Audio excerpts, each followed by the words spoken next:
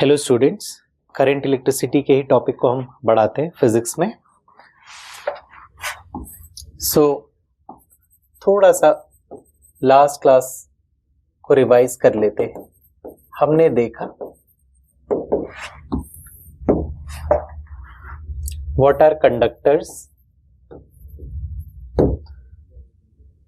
What is resistance of a conductor which is basically rho L by A. Rho is resistivity जिसका SI unit is ohm meter. Resistance का SI unit होता है ओम।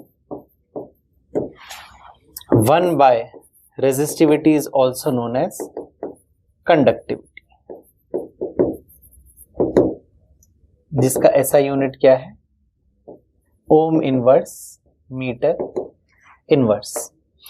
हमने देखा as we increase the temperature resistivity increases.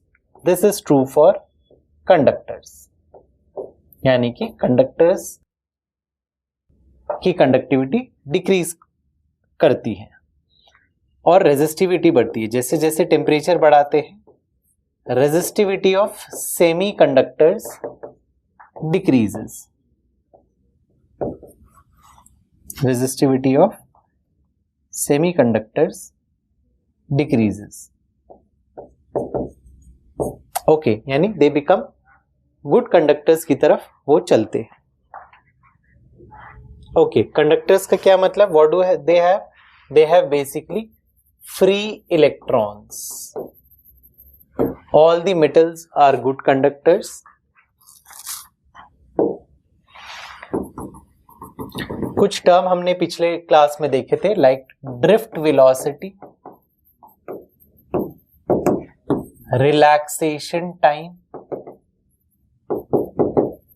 Tau. Drift velocity is VD which is E capital E by M tau. Okay, फिर हमने एक relation देखा था I is equal to N E A V D. current density J is NeVd। इसी में drift velocity को अगर हम सब्स्टिट्यूट करें it will be E capital E by M tau. Therefore J is Ne square tau by M E। इसी को हम कहते हैं, this is the Ohm's law in vector form. J is equal to rho E. What is rho? अभी अभी हमने देखा था, rho is the conductivity of a substance। तो इस वाले टर्म को हमने एक नाम दे दिया which is conductivity। Okay, so let us come to series and parallel combination of resistors। एक रेजिस्टर का सिंबल है ये, this is the symbol for a resistor. कभी भी एक रेजिस्टर के आगे let's say this is R1, एक और रेजिस्टर लगा है सच दैट रेजिस्टेंस 1 से जो करंट पास करेगा वो पूरा का पूरा विदाउट गेटिंग डिवाइडेड अगर रेजिस्टेंस 2 में फ्लो कर रहा है, जस्ट लाइक पानी के एक पाइप में आपने 5 लीटर लेट से यहां से 5 लीटर आपने पानी बहाया, तो आगे के पाइप में भी अगर 5 लीटर पानी एज इट इज फ्लो कर गया, ये पूरा का पूरा पानी 5 लीटर, तो हम क्या बोलेंगे? These pipes are in series. तो यहां पर क्या था? Water current. यहां पर हम किस में डील करते हैं? Electric current. सो अगर इलेक्ट्रिक करंट रेजिस्टेंस 1 से गया है और वो पूरा का पूरा इलेक्ट्रिक करंट बिना किसी डिवीजन या एडिशन के R2 में फ्लो कर रहा है, तो हम कहते हैं ये कॉम्बिनेशन ऑफ रेजिस्टेंस किस में है? सीरीज में। ओके, आगे बढ़ने से पहले let us understand what is the meaning of potential. वैसे तो इलेक्ट्रोस्टैटिक्स में भी हमने पोटेंशियल देखा था, लेकिन करंट इलेक्ट्रिसिटी में इसका क्या रोल है, लेट अस सी। सो हमेशा याद रखना, पोटेंशियल कॉजेस या potential difference causes the flow of charges. ठीक है, पोटेंशियल डिफरेंस के कारण क्या होता है, इलेक्ट्रिक फील्ड प्रोड्यूस होता है और उससे फ्लो ऑफ चार्जेस होते हैं। इसे समझने के लिए एक छोटा सा कंपैरिजन समझते हैं। जब हाइट का डिफरेंस होता है, suppose there is a large quantity of water here, और यहां से हमने एक पाइप लाए हैं और यहां पर हमने एक नल लगा दिया है और यहां से पानी फ्लो कर रहा है यहां से बह के। तो आपको पता है यहां पर पानी के फ्लो होने का क्या रीजन है, it is the difference of height. A difference of height causes, height difference is the cause of water current। ऐसे ही आपको ये समझना है, potential difference causes the flow of electric current। अगर फर्श पे पानी गिर जाए और फर्श एकदम प्लेन है तो पानी रुका रहता है, फ्लो नहीं करता।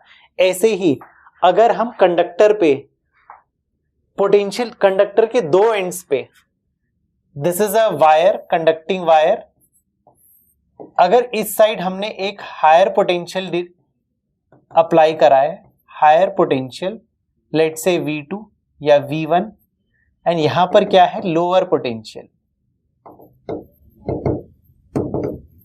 V2, तो हमेशा current will flow from higher potential to lower potential. जैसे पानी कहां से बहता है, एक हायर लेवल से लोअर लेवल, ऐसे ही electric current, water current flows from higher level to lower level, electric current flows from a higher potential to lower potential. And इसमें एक बात ध्यान रखने की है कि electrons will flow from lower potential towards higher potential. Okay, I am sure आप सब लोग को ये बात पता है कि डायरेक्शन ऑफ करंट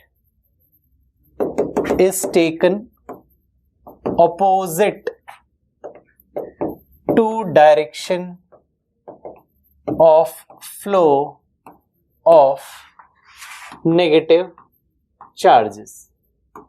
ठीक है, अब there is a term known as battery. What is the function of battery? A battery provides a constant potential difference across ends of a conductor। Potential difference कहां से आएगा, जो डिवाइस पोटेंशियल डिफरेंस प्रोवाइड करता है वो उसका term है battery. It's symbol is like this longer line, इसको हम पॉजिटिव टर्मिनल कह देते हैं और स्मॉलर लाइन को क्या कहते थे, negative terminal. Actually it means this capital line shows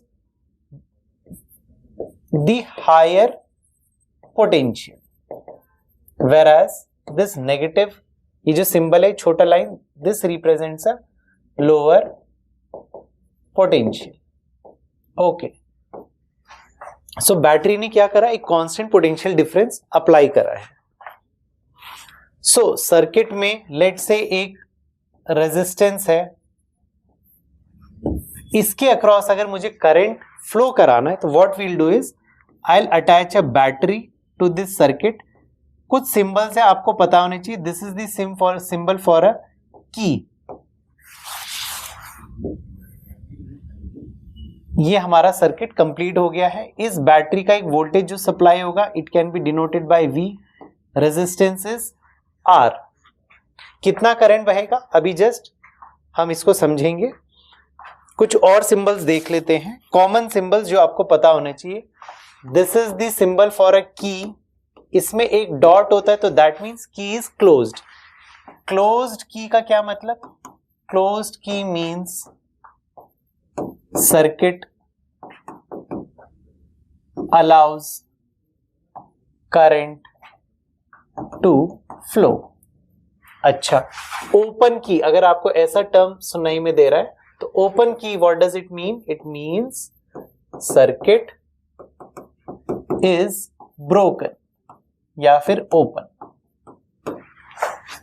and current does not flow. भाई सिंपल सी बात है, मान लीजिए दिवाली हो गई, हम देख रहे हैं कोई दिवाली की लाइट जल नहीं रही है, सो ऑटोमेटिकली वी नो, हमको किसी ने बताया नहीं पर हम समझ जाते वायर बीच से कहीं से टूटा होगा. तो ये ओपन की का क्या मतलब है? वायर को हमने ओपन कर रखा है, करंट को अलाउ नहीं करा है. This is the symbol for a switch and this is the symbol for a closed switch. So switch का भी वही काम है जो आपकी की का काम है. अगर स्विच ओपन हुआ देन करंट इज 0. स्विच अगर क्लोज हो गया that means current flows through the circuit. Variable resistance, it can be provided by device known as rheostat. तो इसका क्या मतलब है? Variable resistance. ऐसा कई बार इसको ऐसे भी डिनोट कर सकते हैं, ऐसा variable resistance. So it is provided by device known as rheostat. Okay, the instrument to measure current, current को जो इंस्ट्रूमेंट मेजर करता है उस इंस्ट्रूमेंट का नाम है एमीटर. जो इंस्ट्रूमेंट मेजर करता है वोल्टेज या पोटेंशियल डिफरेंस को, उसको हम क्या कहते हैं? Volt meter. एक और टर्म होता है galvanometer. Galvanometer detects the presence of a current. तो जो डिवाइस करंट की प्रेजेंस को डिटेक्ट करता है उसको हम क्या कहते हैं? गैल्वेनोमीटर. इनके सिंबल बहुत सिंपल है. These are ammeter, voltmeter, galvanometer. Galvanometer is a very sensitive instrument and it handles small amounts of current. बहुत हाई इसमें करंट हम फ्लो कराएंगे तो क्या होगा? गैल्वेनोमीटर डैमेज हो जाएगा. Okay, so let's come back to the combination of resistances. Series resistance का क्या मतलब है? एक रेजिस्टेंस के एंड से दूसरे रेजिस्टर का एंड ऐसे मिलाया है सच दैट जो करंट रेजिस्टेंस 1 से जाएगा वही करंट रेजिस्टेंस 2 से भी पास होगा. Now what is the meaning of parallel combination of resistances? एक रेजिस्टेंस हमने लिया R1, इसका जो पॉजिटिव एंड है यानी जहां से करंट एंटर हुआ है वहीं से हमने एक दूसरा रेजिस्टेंस भी ज्वाइन करा R2. क्या हुआ? यहां से एक करंट आया I1 plus I2. I1 current divide होके चले गया R1 में, थोड़ा सा करंट डिवाइड हुआ, I2 करंट चले गया R2 में, वापस आके फिर से रिकंबाइन करके यही total current I1 plus I2 आगे बढ़ गया. पैरेलल सीरीज कॉम्बिनेशन में क्या है? Current is same through. Current के साथ हम क्या टर्म यूज करते हैं? Through all resistors. जिन सारे रेजिस्टर्स में सेम करंट बह रहा है हम उनको क्या बोलेंगे? They are in series. Parallel में क्या होता है? वोल्टेज. वोल्टेज के साथ क्या टर्म आता है? अक्रॉस. क्यों? क्योंकि वोल्टेज दो टर्मिनल्स के बीच मेजर करा जाता है और करंट किसी रेजिस्टर के थ्रू मेजर किया जाता है. सो voltage across all resistances is same. अब यहां पर एक बहुत जाना पहचाना लॉ है, उसकी बात कर लेते हैं. Ohm's law. ओम्स लॉ क्या कहता है? आपको पता है कोई रेजिस्टर है, इसके अक्रॉस लेट से पोटेंशियल ड्रॉप V है, तो ओम्स लॉ कहता है कोई रेजिस्टर है जिसका रेजिस्टेंस R है और उससे करंट अगर फ्लो कर रहा है I, तो पोटेंशियल ड्रॉप कितना हो जाएगा IR। यहां पर V क्या स्टैंड करता है? It stands for potential drop. I is the current through resistor and what is R? It's the resistance of the, कई बार हम टर्म कहते हैं रेजिस्टर, कई बार हम टर्म कहते हैं conductor, they mean the same thing. Current through the conductor and this is the resistance of the conductor, बोलिए resistor बोलिए, इज द सेम थिंग, ठीक है। Okay, so this is Ohm's law. Ohm's law का graph हमेशा, अगर यहां पर y axis पे v है, x एक्सिस पे I है, this is the graph of Ohm's law. बहुत इंपॉर्टेंट बात है,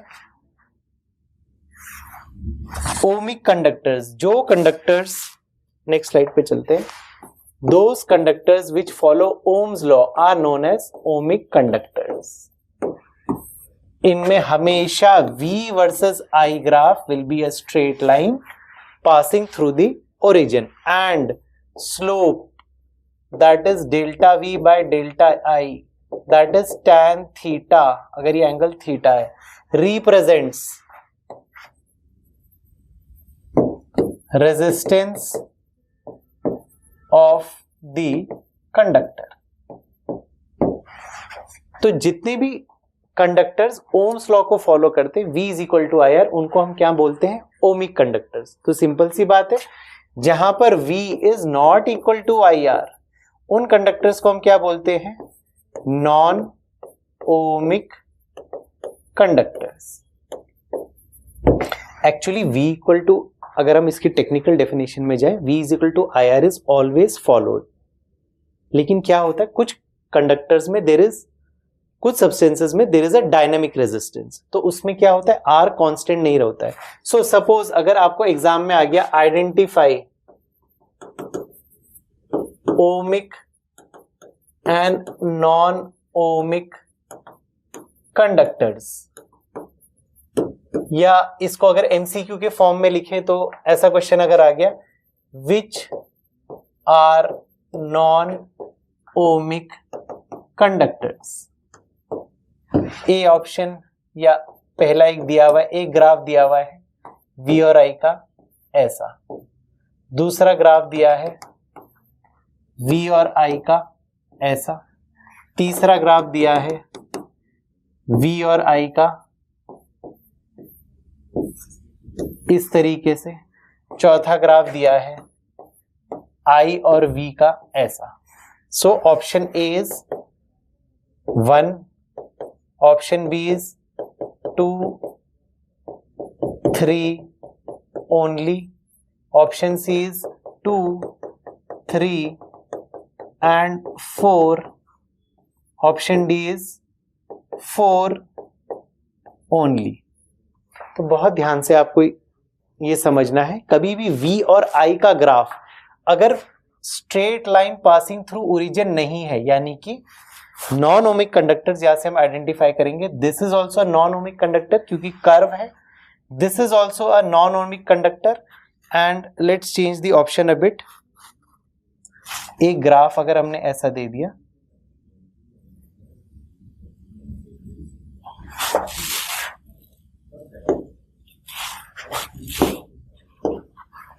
ऐसा V और I का, so this is also non ohmic conductor. आप बता सकते हैं क्यों?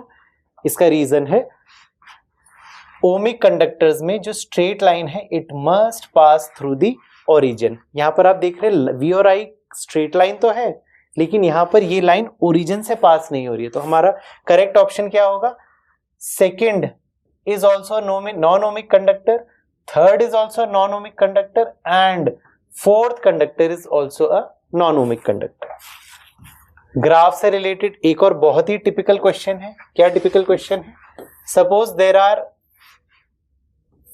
2 रेजिस्टर्स, इनके ग्राफ ये हैं R1 R2। इन्होंने पूछा है identify the relation between R1 and R2, पहला option. R1 is greater than R2. B option. R1 is less than R2. C option. R1 is equal to R2. D option. Can't be said. What are R1, R2? R1, R2 are the resistances of, these are R1 and R2 are resistances of two conductors respectively, जिसके graph यहां दिए हुए। सो बहुत simple से बात है, बहुत difficult question नहीं है। आपको पता है R1 is slope of the line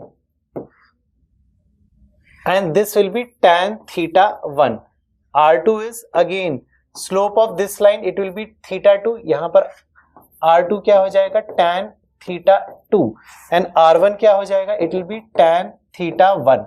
देख के ही पता लग रहा है slope of R1 is greater than slope of R2. तो इसका करेक्ट ऑप्शन क्या है, R1 is greater than R2. इसी क्वेश्चन को थोड़ा सा अगर हम ट्रिकी बना दें, एग्जाम में ध्यान देना, y एक्सिस पे अगर I आ गया और इधर V आ गया and then there are two resistances R1 and R2, तो अब आंसर क्या होगा, R1 is less than R2. Why? Because slope of this graph shall give 1 by R, that is conductance. तो conductance of R1 is greater than conductance of R2, इसका मतलब R1 is less than R2. I और V पिछले से हमने जैसे ही switch करा, यहां पर VI था, slope of the line of VI graph shall give you the resistance, whereas slope of IV graph shall give you the conductance. Okay, इसी में लेट से एक और हम ऐड कर दें, R1 and R2 represent resistances. ये completely different question है इस ग्राफ पे based. R1 and R2 represent resistances of two conductors. Sorry, two conductors तो पहला था. These represents the resistances of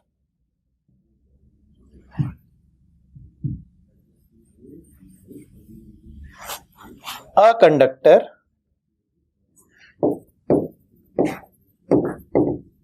at two different temperatures. Let's say T1 and T2 respectively. अब इन्होंने पूछा है विच इज करेक्ट. 4 ऑप्शन दे दिए. क्या ऑप्शन दिया है, A T1 greater than T2, B T1 less than T2, C option T1 is equal to T2, D option T1 is can't be determined. Okay, अभी हमने देखा था इस ग्राफ से हमको पता चल रहा है resistance 1 is less than resistance 2, और हमको एक और प्रॉपर्टी पता है कि when we increase the temperature resistance increases. इसका मतलब temperature 1 is less than temperature 2, यानी कि इस क्वेश्चन का करेक्ट आंसर क्या होगा, temperature 1 is less than temperature 2. Resistance 1 कम है, रेजिस्टेंस 2 ज्यादा है. ये सब क्यों हो रहा है, क्योंकि y एक्सिस पे करंट है और x एक्सिस पे क्या है, वोल्टेज. तो 1 by slope will give you the resistance, या फिर slope will give you 1 by resistance. तो इसके मतलब ज्यादा स्लोप का मतलब कम resistance. Therefore resistance 1 is less than resistance 2 and temperature 1 has to be less than temperature 2. Okay, so once again resistance और ohms law की बात हुई. फिर से हम आ जाते हैं अपने combination of resistances पे.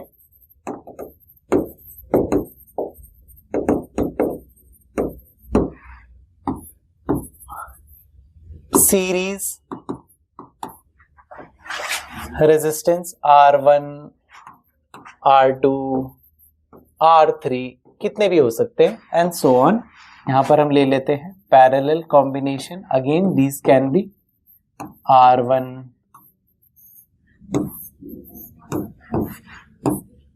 R2, R3 and so on.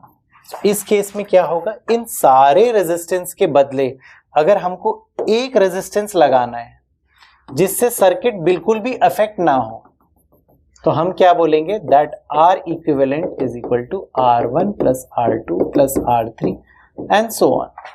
Again इस केस में इस पूरे सेटअप की जगह हमको एक रेजिस्टेंस ऐसा लगाना है कि सर्किट में कोई चेंज ना आए, तो that equivalent resistance will obey the relation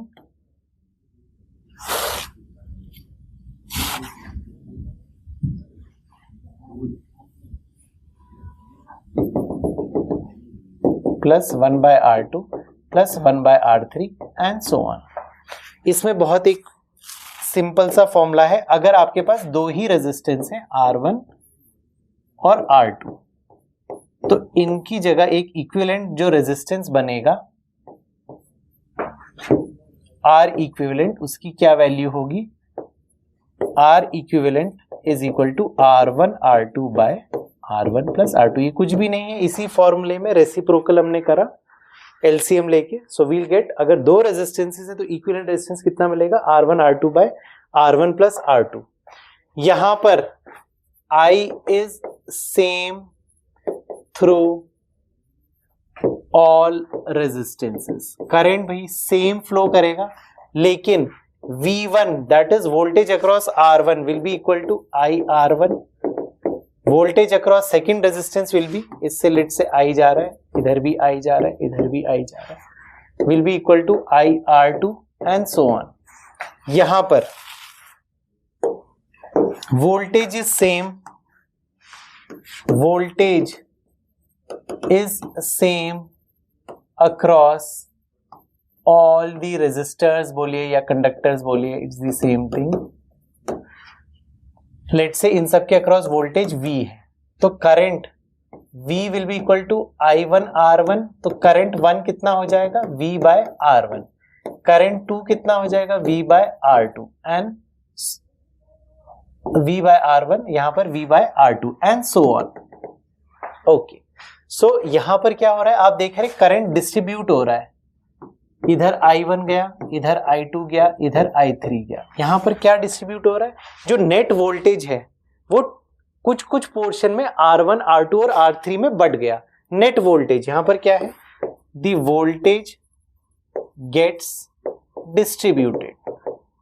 क्या डिस्ट्रीब्यूट हो रहा है, वोल्टेज डिस्ट्रीब्यूट हो रहा है, और क्या सेम है, करंट सेम है और वोल्टेज डिस्ट्रीब्यूट हो रहा है। यहां पर वोल्टेज सेम है, ये किसकी पहचान है, पैरेलल की, और क्या डिस्ट्रीब्यूट हो रहा है, करंट गेट्स डिस्ट्रीब्यूटेड। आपको दिख रहा है यहां पर,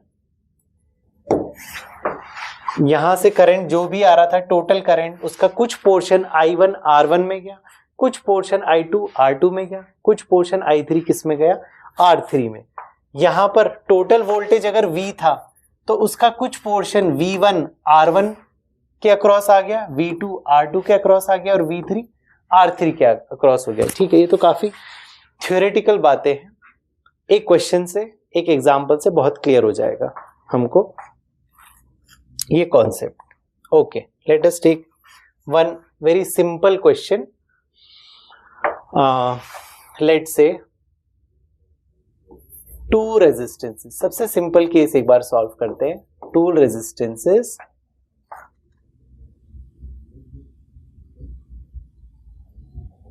three ohm and 6 ohm are connected A part में in series, B part में in parallel to a 10 volt battery या 12 volt battery। find in each case the current. Current हमेशा क्या होता है? Through each resistor. और सेकेंड पार्ट आप guess कर सकते हैं. Let's find the voltage across each resistor. तो पहले हम ये सॉल्व करते हैं. सबसे पहला है सीरीज कॉम्बिनेशन. सो सीरीज में क्या लगा? 3 ओम 6 ओम. इसके अक्रॉस हमने एक बैटरी लगाई. कितने वोल्ट की? 12 वोल्ट की. सबसे पहला आप क्या फाइंड करेंगे?